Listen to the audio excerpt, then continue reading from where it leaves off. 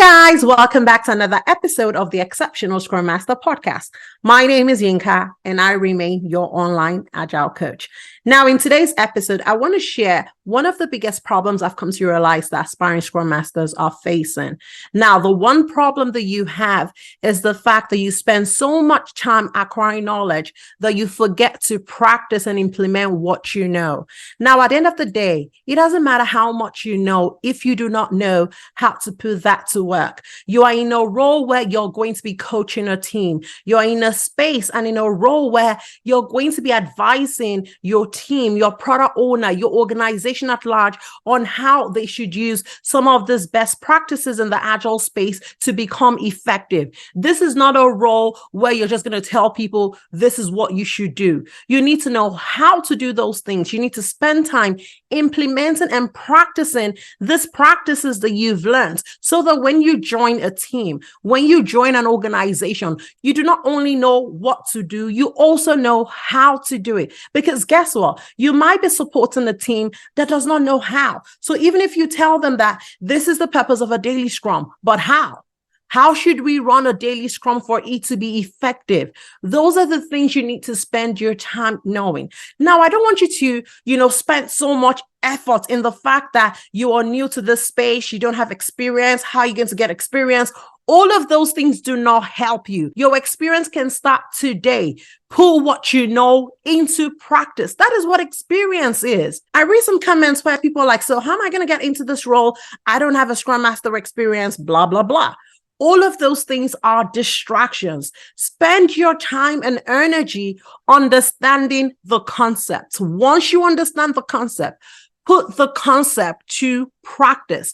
That is how you build your experience. Now, I'd like us to take a look at the Scrum Guide because I believe that for aspiring Scrum Masters, the Scrum Guide is more like your Bible, right? So you guys probably know everything in the Scrum Guide. But the question is, do you know how to implement the things that you know in the Scrum Guide, right? So now what I'm going to do is I'm going to open up the Scrum Guide so we can take a look at certain things.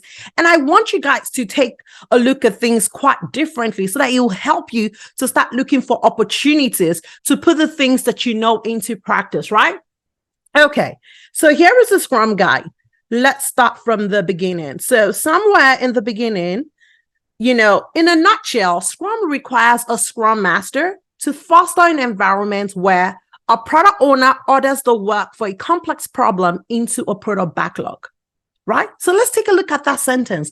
What does it mean for you as a Scrum Master to foster an environment where a product owner is able to order the work for a complex problem into a product backlog? Don't just know that, hey, as a Scrum Master, I foster an environment to help my product owner to order the backlog. How are you going to help your product owner to do that? That is how you learn and begin to find ways to put that into practice, right?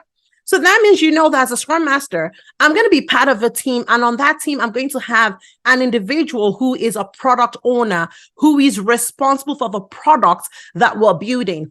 I, as a Scrum Master, I need to create an environment where that individual knows how to walk the requirements in such a way that he or she can prioritize the work. So now this brings me to how should I help or how can I help my product owner to prioritize work? What are some of the techniques that we can use to prioritize work when we're building a complex problem? That is how you begin to dip into the how, right? So you guys, when you guys are reading, don't just know what the role is about. You have to understand how you're going to put that work to life. How are you going to support a product owner? What are the items that you are going to do that will help you achieve a goal? That is how you work on yourself, and that's how you build your experience, and then you put it to practice. Because once you start figuring out the how and you then find these ways, you can then take on a project for yourself and begin to practice what you've learned. Now, for example, let's say that you figured out that one of the ways that you can help your product owner to other work of a complex problem into a product backlog will be for you to work with that product owner to prioritize based on value, right? Now, one of the ways that you can put that into practice will be, what project do I have? Whether it's a personal project, whether it's a volunteer project, a project is a project. Big scale, large scale, at the end of the day, it's a project, right? So do I have any project that I can work on? Right? Now, I'm going to wear the hat of a product owner. So this is a product owner who is trying to build this product, right? So now, as a Scrum Master, how will I advise the product owner to order the product backlog? Once you start thinking that way, you then have ideas, because now you're putting yourself into those scenarios. And that is how you are able to learn the real concepts. So eventually, when you are supporting a team, you have role played this in your house. You have role played this. You have tested these things out. You have seen where you've had flaws. Build a group of friends, where you guys come together, whether you are in a volunteer group, whether it's a church group, whatever group, find people where you guys can have a common goal and you guys are working on it. It could even be a group of friends where you guys have a goal to lose maybe 50 pounds. Now that's complex to lose weight. Right? You guys don't think too deep about, what the product is, because different organizations are going to have different products that they are building. However, a Scrum Master needs to be able to function in any type of organization. And as long as you understand the basis, as long as you understand, the practices, the framework, the way of thinking, the mindset, you will be able to fit into any organization and you will be able to support them. So you guys, stop focusing so much on the fact that, I don't have this experience. Oh, I'm not working for this organization where, I'm in a complex situation. Now I get it. They are truly complex projects that it's much easier to deal with, a group of people who are trying to lose weight over maybe a complex system we're building. I get it. By the end of the day, the principles are the same. The practices are the same. The frameworks we're using are the same. They get more complex because we have to deal with multiple people. And then obviously that gets really difficult. But I want you to spend time understanding the concept, understanding how you can interpret what you have read, using the Scrum Guide as an example, and drawing out the meat of the content into how can this be done? Okay. Now, in that same line, it says a product owner orders the work of a complex problem into a product backlog. Now, what does this mean? It means that at the end of the day, a product owner, you need to have a product backlog, right? So as a Scrum Master, let's assume that you join an organization today and they're new to Agile. They do not have a product backlog. How will you help them to get a product backlog? Now, you probably know what a product backlog is. It's an ordered list of all the things that we've got to do to turn this requirement into a finished product, right? You know it. But now, how are we going to build a product backlog? Where are we going to house our product backlog? Right? Now, I've even heard some people, when they think about product backlog, they immediately think about Jira. Jira is just a tool where you house your product backlog. Jira in itself is not a product backlog, right? So now when you understand the work, when you understand how to put that into practice, it becomes easier for you to be able to fit into any environment and help them succeed. Because imagine today, if I'm joining an organization and they don't have a product backlog, they don't even have a budget for Jira, they don't have a budget for any tool. Guess what? We can use Trello. Trello is free. We can use Trello to house our product backlog, because a product backlog is just a list that we can document anywhere. Now, the reasons why we have the likes of Jira, Azure DevOps is because those tools are very sophisticated. Different people across the world can get instant access into this tool. So it's a way for us to better manage the backlog. Now, this does not mean that we can have a backlog in Trello, or we can even have a backlog in a Microsoft Word document, or literally an Excel. You can have your backlog anywhere at the end of the day, because it's not where the backlog is that makes it a backlog. It is the content that makes it a backlog. And as long as you have a product owner that you know how to coach that product owner to prioritize that work, the complex work that we're trying to build? How do you prioritize this work and build it in a structured way where we can then prioritize by value, by customer demands, and start working it in that manner till we get to the finish line? Those are some of the things that you have to do as a Scrum Master, providing that environment for the product owner to be able to do that. Now, obviously, there are lots of things that you have to be able to do, but this is just me using one line to be able to give you an idea of how you read a concept on the Scrum Guide and how you interpret that concept and trying to figure out, how can I do this thing? Not just knowing what you've got to do, because many times, one of the things that I've come to find out, as I interview Scrum Masters and interact with, the aspiring Scrum Masters, is that they know so much on what the Scrum Master needs to be doing. The Scrum Master should be removing impediments. Please, how do you remove impediments? Show me an example. But how will you be able to show me an example when you haven't even practiced one for yourself? What is an impediment? An impediment is a blocker. So anything that literally obstructs you from getting work done is an impediment. So what are some of the ways that you can remove an impediment?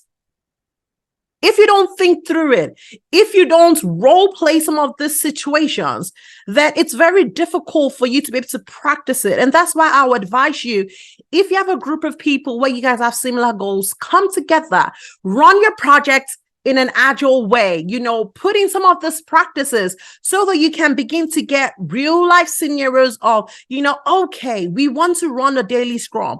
What do we need to pull together, so that we can run this daily scrum?